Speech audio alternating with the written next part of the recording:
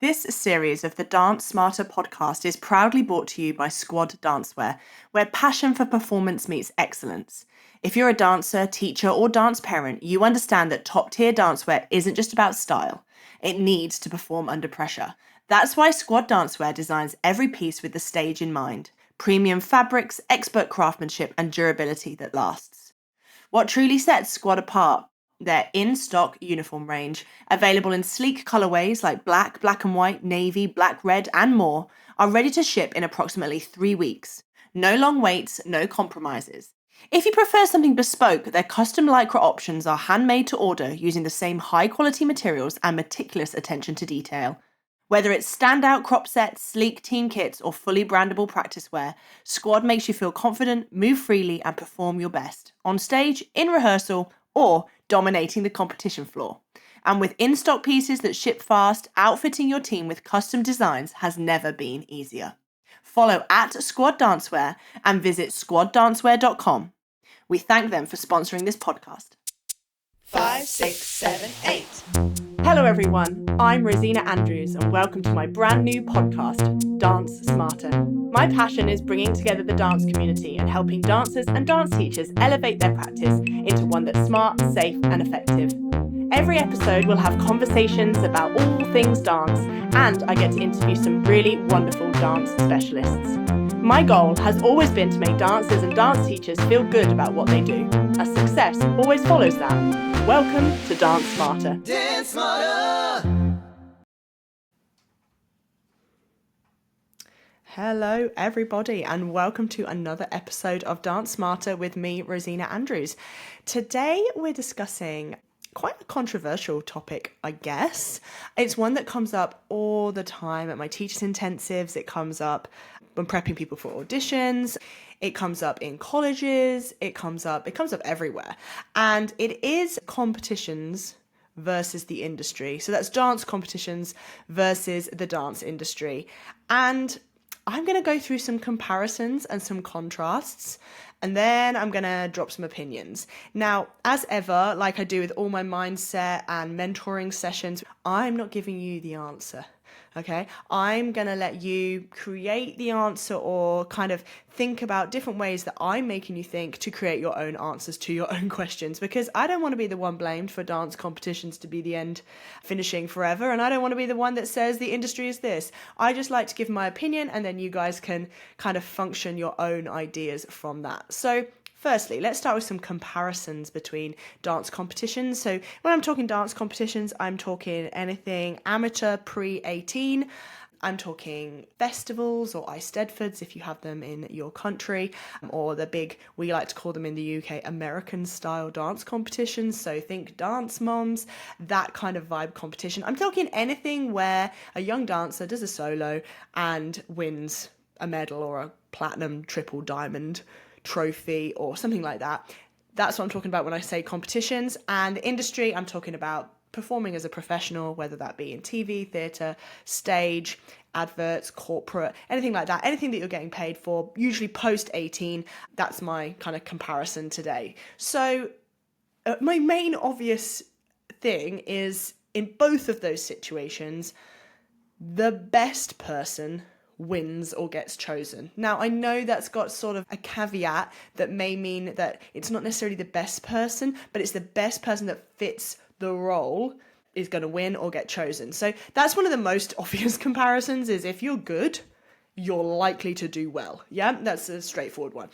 The next one is both of them have a circuit where dancers become well known.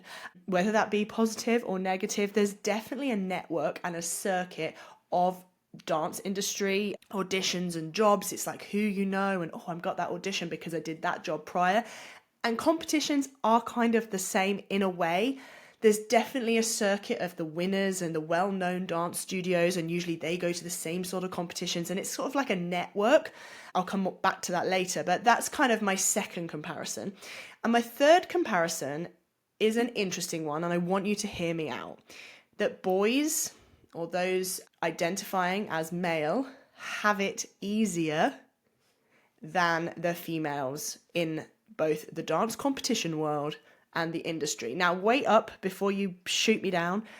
I used to have an assistant that is a boy. Yeah, so Rory used to assist me. He's a boy. Yeah, and he used to hate it when people used to say, "Oh, you're only winning because you've got penis points." Yeah, when actually he was really flipping good and he deserved to win. But what we notice is there's less boys in our dance world, and I like to say that this is not because they have it easier, because at the end of the day, if you've made it to 17, 18 and you still love dance and you still want to dance and you still want to be on that stage, alongside what I would assume is quite a lot of bullying, name calling, people saying, "Oh, dancing's for girls, dancing's for gays, blah, blah, blah." There's a lot of that going on, then you've got to really, really love it. And because of that, by the end, the time you're transitioning into the industry, there are less boys purely because some of them have said, "You know what, I don't love it this much." Whereas with girls, it's a much more straightforward kind of career path. Nobody says, "Oh, your little girl does dancing." Nobody cares. So it's sort of like there are definitely more girls because it is a feminine based art form. But at the same time, boys have got to really, really love it to keep fighting for it. So that's my theory on boys having it easier. But in both competitions, there are less boys, and in industry, there are less boys. So you're likely to have maybe 3 or 4 boys in a category, 20 to 30 boys in an open audition, whereas instead you're going to have 40 to 50 girls in a lyrical category, and you're going to have 500, 600 girls in an audition. So they're my comparisons between the two. Now, there's obviously contrasts as well. My hands are really moving today, so if you're watching me on a visual podcast on YouTube, my inner Italian is coming out. Anyway, so some contrasts now. For me, one of the biggest contrasts is competitions kind of section you off into specific genres, and there's a lot of focus on lyrical and contemporary and acro, and usually an overall winner will be probably one of these categories.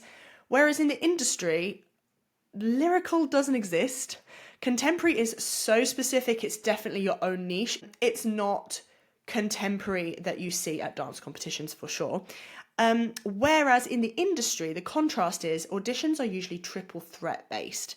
You're singing, you're acting, you're dancing all at the same level. Maybe you are dancing in some cases at a higher level than you are singing and acting, but you are having to do all three. Whereas at a competition, you can win a genre and you don't have to, like, I could win a lyrical section and I never have to put on a pair of tap shoes in my life. Whereas if you're going to a musical theatre audition, you never know when they're going to say, "Right, let's whack out the tap shoes." So I think it's a more specific mastery than it is kind of like a versatile all round. Obviously, there are competitions where you can win overalls, and those overalls, yeah, they're awesome. But at the same time, I've had dancers that win overall high scores from maybe 3 or 4 solos, and that'd be a lyrical solo, a contemporary solo, a jazz solo, and a lyrical duet. That's still not exactly for me pushing the genres that the industry perhaps would need. My next contrast is being good at a prepared solo isn't always aligned with being able to pick up and maintain choreography or a role for longevity. So you can drill and drill and drill children to get their solos right, but that doesn't mean they're going to walk into an audition and they're going to stand out for being the one that's picked it up or the one that's kind of been able to take what the choreographers asked and bring it out in their own way. They're more drilled. And I'm not saying that's a bad thing. And I think, the discipline of repeating and doing something until you get it right is really important. But there is such a contrast there. You're not likely to go into an audition and do a prepared solo that you have practiced in half an hour private lessons for the last year, like you would when you were 10 or 11. So I think that's really important to consider. And that leads me into some comments that I have at the end regarding competitions that have classes and dance-offs and things like that just give a little element of the industry to the competition. And the other thing, and I think is an interesting one to talk about, and I know that my interviews with professionals do talk about this, is anyone can compete. However, not anyone will be in the right audition without an agent or a manager. And I think that's a really important one to kind of realize when you are the competition kid that has successfully gone into the industry, that you are not going to automatically get into every room unless your agent can get you in there. It's not like your dance teacher saying, "Hey, shall we enter this competition?" And they go, "Yeah, who do you want to enter?" Whereas instead it's your agent sending 50 profiles and one of them being chosen. So it's not as broad a choice in the industry as it would be in a dance competition. So they're my major comparisons and contrasts. Now, I'm not here to pretend that competitions are the worst thing in the world. I'm not here to pretend that competitions are not. And I think without dance competitions, my career definitely wouldn't be where it is. I know that there is definitely a lot of people that book me to clean up their competition solos, to prep their students for the high level competitions. But then there's also a lot of people that book me to help them audition for the next step. Now, this is where I step aside with the fact that I am not able to get you a job in the industry. I might be able to put you in front of the right people because I do have a selection of very, very good friends who are very, very successful in the industry, such as agents, directors, choreographers, assistants, etc. But I am not going to pretend that I can get you a job. However, I can help you get into a college of your choice, which then that is going to lead you getting the job in the long term. So I'm not here to I love competitions. I think my students have a wonderful time at them. And I mean, I have a really lovely time watching them. And yes, they are from 6 a.m. till midnight on a weekend. And you have a competition hangover on the Monday. But you cannot you can't bottle that enthusiasm when you see your dancers on stage winning something, even if it's, one of these competitions where everyone seems to win something. Those little ones' faces when they win that trophy, oh, it's priceless. And at the end of the day, you're boosting confidence. So I think, this is not a podcast about me slagging off competitions, that is for sure. I know some people absolutely hate them. Some people love them. I always say, like Marmite, you love it, you hate it. There's still a market for it. I'm now going to do my 1 minute mastermind. So I'm going to get my timer and my timer is on. Today's minute mastermind is on improvisation, which I know I've got chapters on it in my books. I've got downloadable PDFs about improv. I do a whole 2.5-hour seminar on it on my teacher's courses. So improv. I'm going to start my timer in 3, 2, 1. Okay, so improvisation, at the end of the day, this is something that is free. It's something that's different. It's something that's unique to the person. It's improvisation for a reason. I think the best way to practice this is putting music on at all times and just having different styles, different kinds, different genres of music playing out in your car, in your room, in your earphones, just all day long, different music. I also think the other thing with improvisation is dancers worry about the moves. And I think at the end of the day, we don't have to move. We have to tell a story with our body. It doesn't have to be step, kick, step, will change, step, turn if you don't feel like it should be. And I think those of us that are really used to moving our body across different genres, those that do hip hop, tap, ballet, lyrical, those are the dancers that really understand how their body moves and trust how their body moves. So that would be my best advice, is practice, practice, practice, and get to as many different style classes as you can. They're going to really change how you move and how you trust your body and how you like to move, which I think is important. Whoa, there's my timer. That's my timer. That's the minute up. If you want any information on improvisation, I have tons of resources on it. Improv is something that for me is the number one thing that sets good dancers apart from absolutely fabulous dancers. So that's improv. So a few little moments that I'm just thinking about. At the end of the day, no one is going to ask you at, let's say, your Wicked the Musical audition, how many titles you won at a competition. However, by winning the titles at the competitions or being put in the situation where you can grow to win them, your confidence is boosting. You're getting more self-esteem. You are having a better growth mindset in a situation that is completely uncontrollable, that actually then, should you want to translate your career from being a dance competition winner to a West End performer, you are going to have that instilled confidence in yourself. Now, I fully understand that for those that are not winning and those that are coming third and fourth or whatever, maybe there is a negative on the self-esteem and a negative on the confidence. And I think that's where, as we as teachers, dance mums, dance parents, whatever, we have to be very careful about the situations we're putting our children in and making sure that whatever we are doing for them is boosting their confidence, because at the end of the day, that's what we're using the competition environment for. That was what we should be using it for. So I'm not saying you have to win every time. You can have an amazing amazing boost of confidence and not win a trophy in 10 years if you're in the right situation, surrounded by the right people with good critiques, etc., etc. So the Wicked panel is not going to ask you, did you win Junior Miss Star Power? But you knowing that you won Junior Miss Star Power could be an elevator to your success. And I think that's really important to think about when we're putting our students in these situations. Obviously, there's a bit of a difference when it comes to ballet competitions like Youth America Grand Prix. Obviously, they do sometimes lead to the upper school place or the company place. And I think ballet competitions are slightly different. I think the clientele entering them is already of a higher standard than your average dance competition. I think, there's obviously semi-finals and things to get through. So I think ballet competitions are definitely different. And my genre and my world is not the competition ballet world. I have been to a few of them, but that's not my world. So I'm not going to make too much of a comment on that. I do think competitions, especially if you're going to one where there is a high standard of other competitors, it's really healthy comparison. And I think it might be rare to hear me talk about the positives and the healthy and the self-esteem boosting side of competitions, because on all the forums, I just see all this negativity all the time about dance. And part of the time, I wonder why the hell these teachers are even bothering. Like, why don't you just give up if you only see the negatives? And I don't like to say it, but they're probably boomers, and boomers need to have their own mental health checked and realise there is such thing as a mindset that's actually useful to have in life. But that's a whole nother conversation, isn't it, really?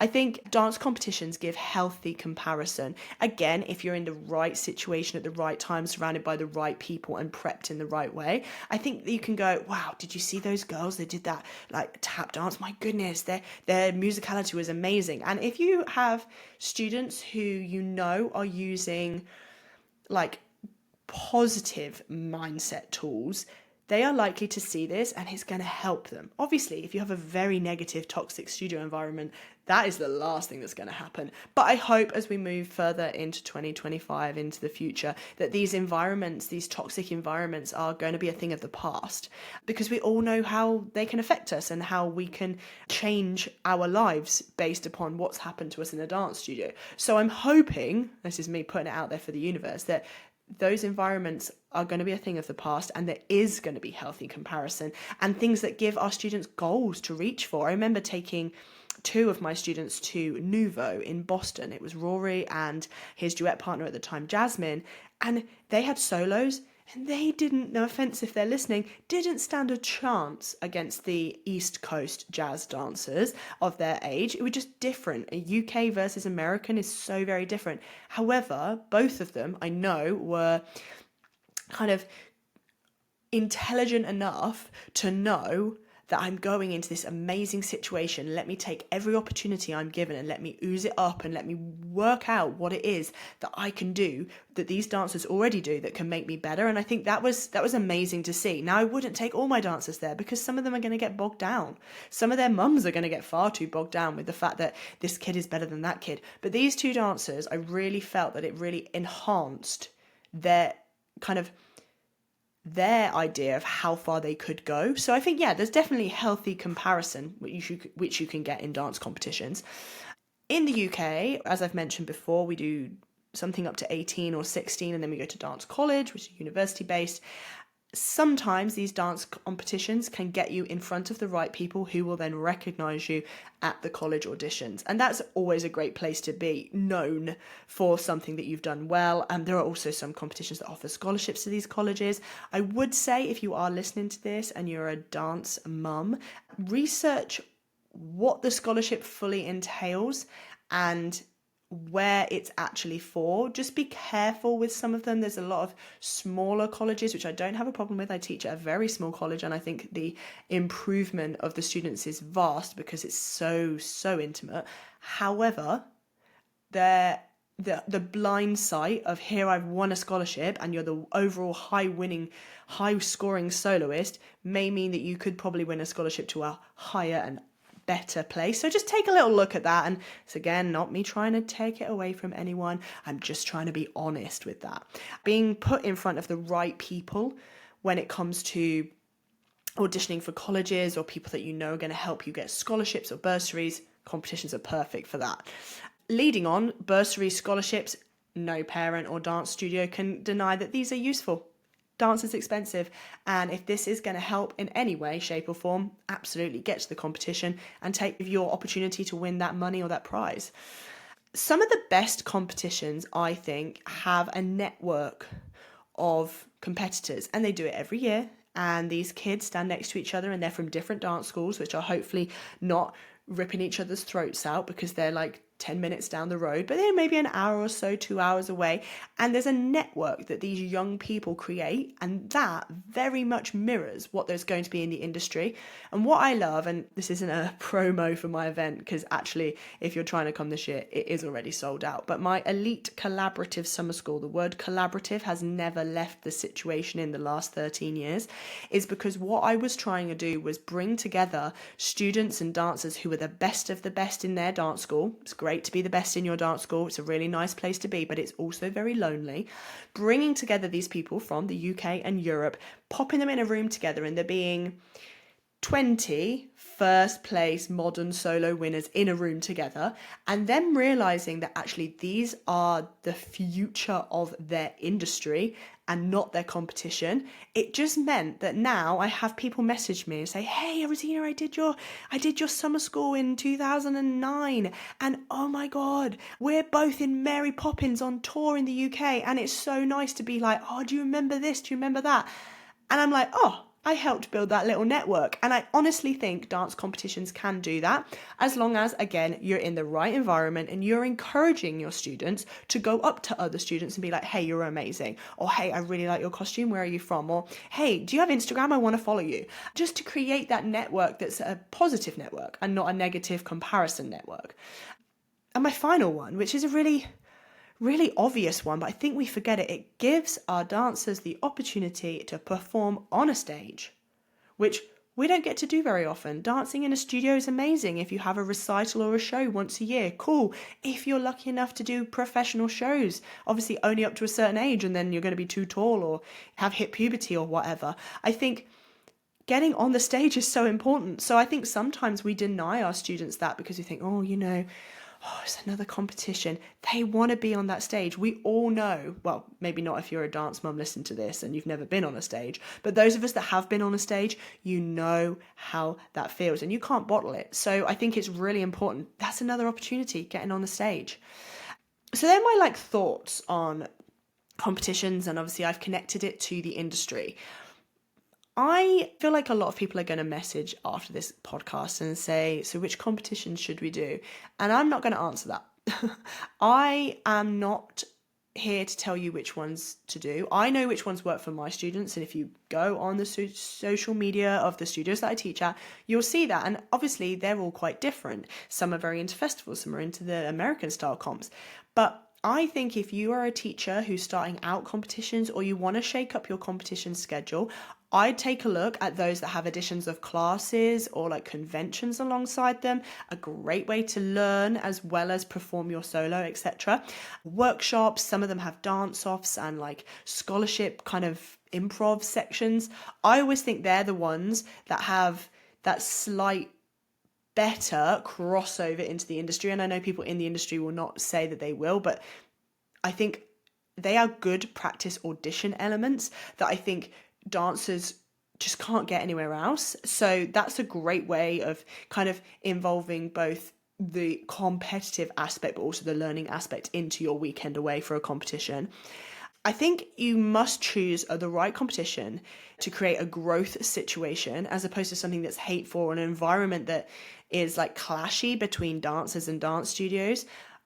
I have experienced vile dance teachers and dance studios at competitions. And at the end of the day, that reputation follows you into a college situation and may possibly follow you into an industry situation. Because the thing is, you don't know who is going to make it as the choreographer, as the casting director, who may have known you prior. So yeah, standing in front of other kids trying to put them off and yelling things at other studios is just rubbish behavior. And I think if that is something that you do or you instill in your students, I would really check yourself. I think it's really important to elevate each other, and there's enough hate in this world that's not happening because of your lyrical solo, or the lyrical solo is the same as someone else's. Like, I think if you have that environment, run away from that studio, get away from it, because it's just not going to be beneficial to anyone. And it's really sad to say it, and I've seen it as a judge. I've seen people like heckle, and straight away you can recognize where studios are from, because it sounds awful, but like usually most soloists have the same like 8 moves at the start of their solos, and as a judge you're like, oh, there's another one, oh, there's another one, or they have the same costume style, or they all have the same hair, or something like that. And if I'm hearing them misbehave in the audience, then yeah, I'm going to take a consideration into not the child's personal fault, but if your studio is entered for a overall or something like that, I'm going to question whether you should be winning that. That's like human bias. And I think it's really important to remember that we are all human at the end of the day, and dance is subjective. Whereas something like gymnastics, it's you get 8 points if you do a double twist.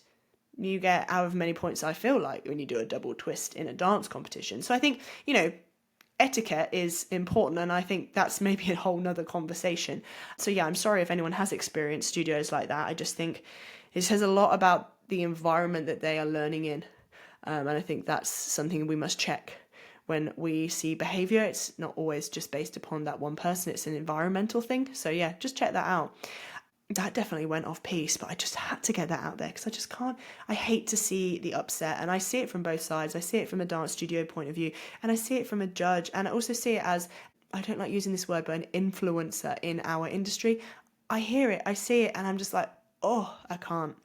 So hopefully that little episode has given you some insight into the competitions versus the industry, and hopefully it's just maybe clarified a few things for you, or definitely made you change your mind, or given, I'll give that dance competition another try. Now, unpopular opinion. I always like to finish my podcast with an unpopular opinion of something I've seen on the internet this week. And I realise that these podcasts are definitely coming out later than me actually chatting about them this specific week. And those of you that are around when this actually happened, you will have seen my backlash story or my backlash post on my Facebook page. There seems to be this float around that dance teachers can only be good dance teachers if they have a good performing CV behind them. And to me, this is utter, I'm not even going to say it, utter, because at the end of the day, I have met so many majorly successful performers who can't teach to save their lives. And similarly, I found loads of teachers with wonderful outcomes of their students, because this was the issue. The issue was that someone posted on one of the forums, how can someone who has no experience backstage or as a choreographer or as this or that have any way of getting their students into the industry? And I think that's just so close-minded. I do not agree. There were people that did agree, and that worries me. But I think for me, it takes a village to create a performer.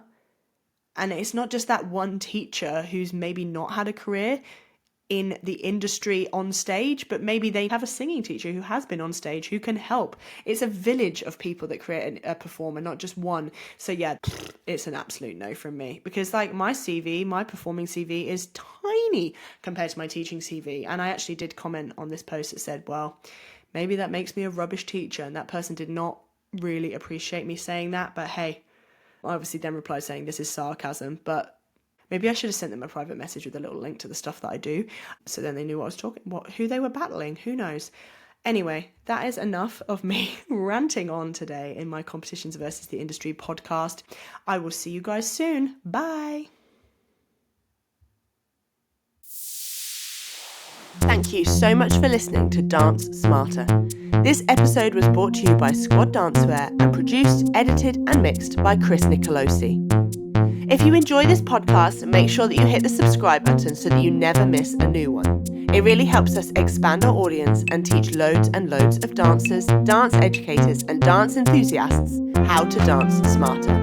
Now, if you want to find out anything else about me, Rosina Andrews, you can head to my website, www.rosinaandrews.co.uk, or follow me on Instagram at Rosini, that's Rosini, Ballerini. Dance Smarter! See you soon!